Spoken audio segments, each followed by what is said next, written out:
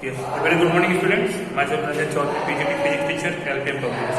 So, in last class we have completed our chapter 3, that is gravitation, and we have discussed side book unsolved and solved question. Today we will discuss about the NCERT exercise questions. Right?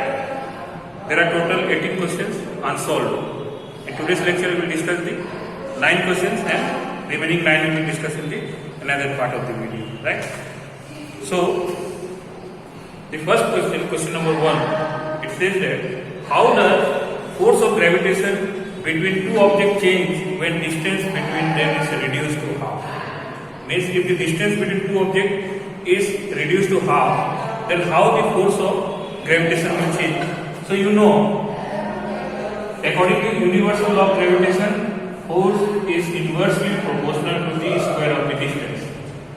If R dash is equal to half of R, so this force F dash will be proportional to,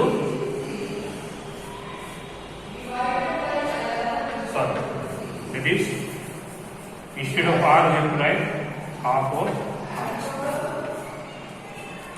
It will be 4 by, means if distance is reduced to half, then your force will increase 4 times. If distance is reduced to n times, then force will increase n square times. So here the answer will be, that is force will increase 4 times. Right? Question number 2. Gravitational force acts on all objects in proportion to their masses. Why then a heavy object does not fall faster than a light object? Means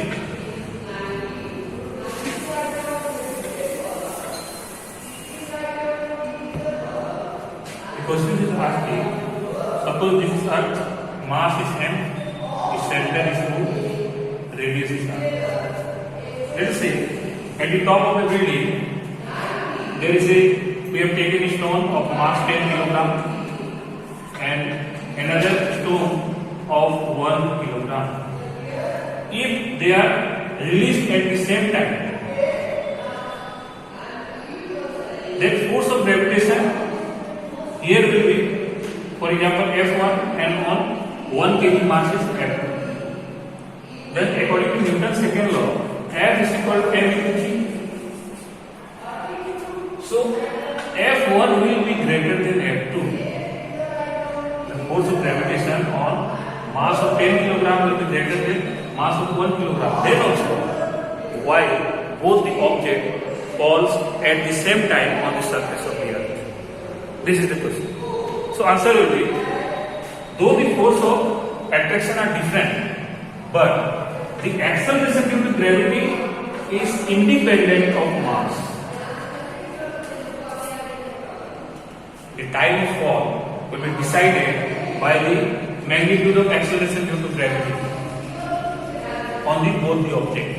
And since acceleration due to gravity is independent of the mass of the object, it is only dependent, if you remember the formula, G is equal to capital G, capital M divided by R square. Capital G is the universal gravitational constant, M is the mass of the earth, yes, it is same for both the object, and R is the distance. Since it is independent, so time of fall will be same for both the object. Right? Though the force of gravitation are different on both the object.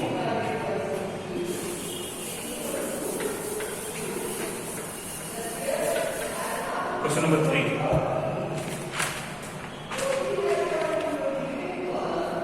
What is the magnitude of gravitational force between Earth and 1 kilogram object on its surface? Mass of the Earth is given and radius of Earth is given. Hence you have to calculate the force. You know the formula: mass of the Earth, mass of the object divided by radius of the Earth. 6.67 into 10 to the power minus 11. Mass of the earth is 6 into 10 to the power 24. And in the question, the mass of the object is given 1 kilogram, and you know radius of the earth is 6.4 into 10 to the power 6 meters. So square. On solving, just you have to calculate, you will approx 9.8 and force is Newton. Question number 4. The earth and the moon are attracted towards each other by gravitational force. Thus, the Earth attracts the Moon with a force that is greater or smaller or the same as the force with which the Moon attracts the Earth. Means,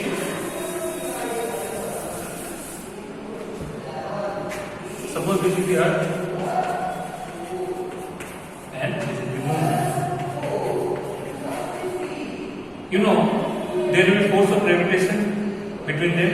Let us say this is the force of Earth on Moon and this is the force of Moon on Earth. Question is asked whether this force will be equal or the force of Earth on Moon will be greater or the force of Moon on Earth will be greater. So remember that is gravitational law is defined according to Newton's second law. That is, since there are two bodies and Newton's third law says that the action and reaction are equal and opposite. So if you consider this force as action and this force as reaction, so according to Newton's third law, their magnitude must be equal, though their direction are opposite. So here the answer will be the force of Earth on Moon and the force of Moon on Earth will have equal magnitude. That is, F-E-N is equal to F-M-E according to Newton's. Right. Question number 5. Very common question. If the Earth attracts the Moon, then why does Moon does not fall in the Earth? That is, this is the Earth and this is the Moon. See, force of gravitation is acting towards the center. So Moon must move towards the center of the Earth, but it is rotating, that is moving around. So for rotational motion, a force is needed that is called centripetal force. For example, what we do, we just tie a string in our finger and tie a stone at the other end, and when we pull it towards ourselves, towards our body or our finger, then that stone rotates. Same principle is happening here. But here, the force is provided. That is, centripetal force between the Moon and the Earth is provided by the gravitational force of attraction. That's why the Moon moves around the Earth and it does not fall. If by some means Moon is stopped suddenly, then it will obviously fall into the Earth. But it's just an assumption. Here, what is happening? The centripetal force is provided by the gravitational force, and due to centripetal force, the Moon is moving around the Earth and it is not falling towards the Earth. Right? And this is the same principle for all the planets. All the planets revolve around that is your Sun. Same principle. That is, centripetal force between the planet and the Sun is provided by the gravitational force of attraction. The playing factor here is centripetal force. Question number 6. What happens to force between two objects? What happens to force between two objects if mass of one object is means in this case only we have to change the mass of one object. The mass of the other object is not disturbed, not changed. Also the distance between the two objects is not changing. Right? Second, it is question number 1. Question number 2. The distance between two objects is doubled and tripled. The distance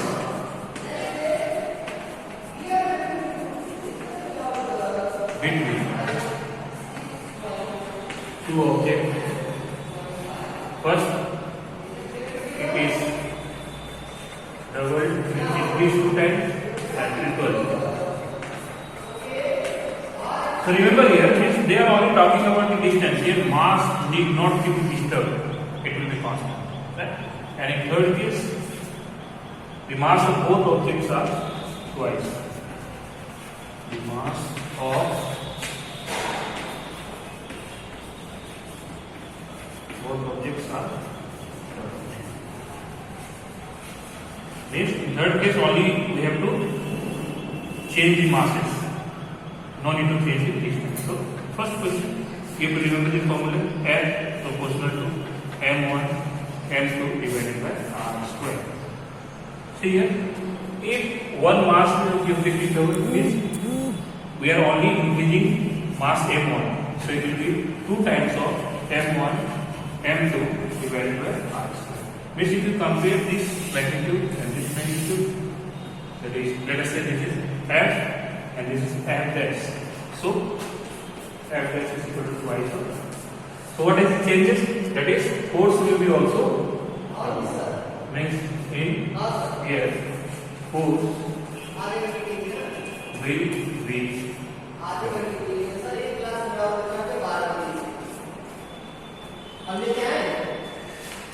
second. If the mass between the distance between the object is triple, right? So we do not need to disturb the masses. What is changing? That is, it is 2 times, means 2 times of r square. It will be 1 by 4 r square. See, if we compare this magnitude and this, we can say that is f dash is 1 by 4 times of, means distance increases 2 times, force will decrease 4 times. If distance increases n times, force will increase n square times. So in the second case, it is increasing 3 times distance. So force will obviously decrease n square times. This square is 9 times. Okay.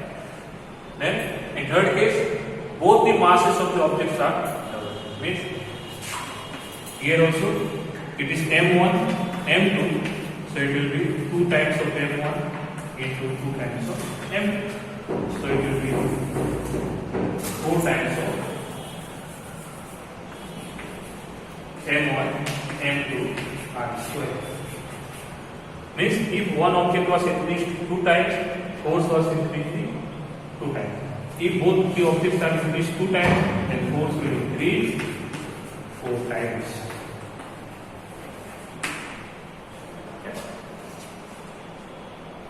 Next, question number 7. What is the importance of universal law of gravitation? Right? As you know, that is, all the planets move around the sun due to gravitational force of attraction. Right? Secondly, the moon move around the earth due to gravitational force of attraction. We are standing on the earth. We are bound to the surface of earth. That is also due to gravitational force of attraction. You know, tides occur in the ocean or sea. That is also due to gravitational force of attraction. The atmosphere, we know atmosphere exists around the earth. But there is no atmosphere if you go at the moon. That is, the atmosphere is held around the earth due to gravitational force of attraction. So these are the physical significance of the gravitational force of attraction or universal law of gravitation. That is, all the phenomena that are based on the gravitation you have to mention in this question. Right? Question number 8. What is acceleration of free fall? What is the acceleration of free fall? So free fall is when any object is falling towards earth or when any object is attracted towards the earth with no other force present. No other force means air resistance. You know, when an object falls, then there is air resistance. But this air resistance, when neglected, then body is said to be under the condition of free fall. So when a body is under free fall, means it is under the effect of gravity. That is under the effect of force. And in second chapter we have read, when there is a force, there will be acceleration. That is, see this body, it is attracted by the earth, mass of the earth is same, and the center is a body falling under the force of gravity with all other forces, that is air resistance neglected, is said to be in free fall. An apple is falling from a tree, that is also free fall. You are at the top of the building, when you are dropping a stone, that is also under the free fall. So when body is under free fall, then the acceleration produced, that is given by g. This acceleration produced is acceleration of free fall or acceleration due to gravity. Question is asked, what is acceleration of free fall? That is when the body is under free fall, then the acceleration produced in the body is known as acceleration of free fall or acceleration due to gravity. It is denoted by small g. Its value on the surface of Earth is 9.8 meter per second square. Okay? Question number 9. What do you call the gravitational force between the Earth and an object? We have discussed. Means general name of the force of attraction between two bodies is force of gravitation. But when one planet is involved, right? Either you planet or that is your celestial body, for example, Moon, Venus, Earth, then the force will be given a special name that is called gravity or force of gravity. So they are asking, what is the force of gravitation between Earth and object? If this is Earth and this is object, what is the name given to this force of gravitation? It is called force of gravity or only gravity.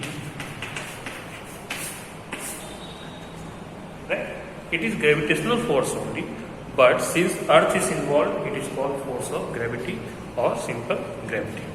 Question number 10. Yes, this is very interesting question. Right? Question says that Amit buy few grams of gold at pool as per instruction of his one friend. He hands over the same gold to Amit when he meets him at the equator. Will the friend agree with the weight of the gold boat? If not, why? Means, you know, the shape of the earth generally, it is not purely spherical this time, right? It is the equator, it is the pole. For example, this is pole and this is equator, right?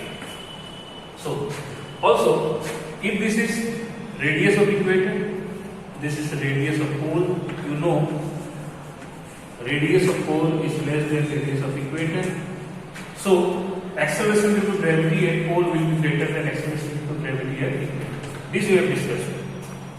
Because radius is different and acceleration due to gravity depends on radius. Because g equal to capital G, capital M divided by r. That's it. It is dependent on r inversely. So, the radius which will be greater will have more acceleration. Sorry, will have less acceleration due to gravity. Now, question is that Amit, he bought n gram of gold. Let us say, or let us say 1000 gram of gold. Right? Where? At pole. Right? So here its weight will be how much? Weight is equal to m into g. M into g. It will be 1000 into GP. At pole, for example, Amit bought how much gold? That is 1000 gram. Then its weight on the pole will be 1000 GP. Now, when he comes to the equator, right? Its weight, it is at pole and it is at equator. Mass does not change, it will be 1000, but here GP will become GP. Now, if we compare weight at pole and weight at equator, then since acceleration due to gravity at pole is greater, so weight of the gold at pole is greater than weight of the gold at equator. Right? So see what will happen. He bought how much? 1000 of GP. For example, let us say it is equal to 1.2 Newton. Now, if you measure at this equator, then it will be less than 1.2. Actually, it was 1.2 Newton, but when he hands over to his friend, then it will be less than 1.2 Newton. So here his friend will not agree because there is a mismatch in the weight. Why it is happening so? Because the acceleration due to gravity at both the places are different. So there is mismatch. So question was asked, will his friend will agree? So answer will be no. Amit's friend will not agree with the weight of the gold board because weight of the gold at the pole is different from weight of the gold at the equator.